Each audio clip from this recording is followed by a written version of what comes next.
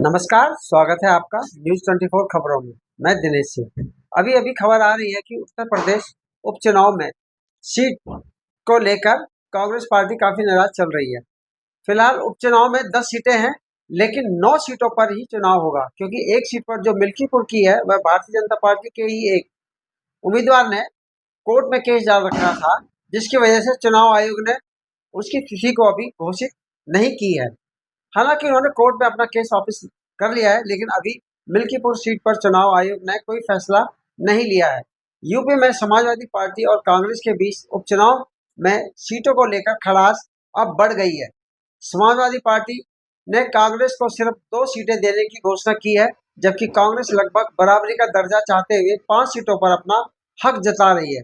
Samajwadi party का कहना है कि कांग्रेस खामखा बात को तूल दे रही है, क्योंकि कांग्रेस की जो बराबरी सीट जो है वो उनका कोई जनाधार नहीं है। लोकसभा चुनाव में भी कांग्रेस ने समाज पार्टियों की बैसाखियों के सहारे ही 6 सीट जीत सकी थी।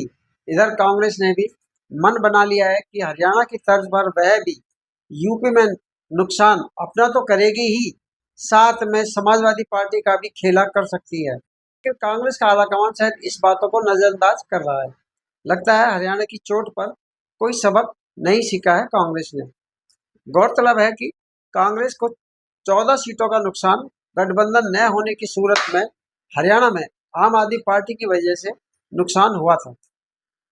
कांग्रेस दरअसल यह मान रही है कि यदि वे यहाँ पर यानी यूपी में समझौता करते हैं तो महाराष्ट्र में समाजवादी पार्टी के साथ भी समझौता करना पड़ेगा, क्योंकि समाजवादी पार्टी महाराष्ट्र में 14 सीटों की मांग कर रही है।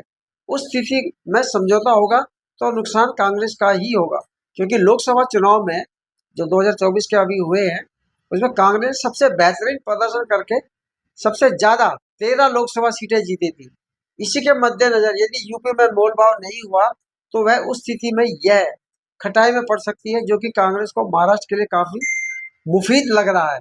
इसलिए कांग्रेस यूपी में 5 सीटों का मोल तोल को देख रही है।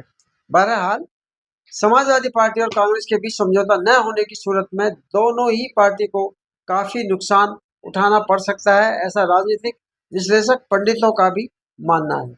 धन्यवाद।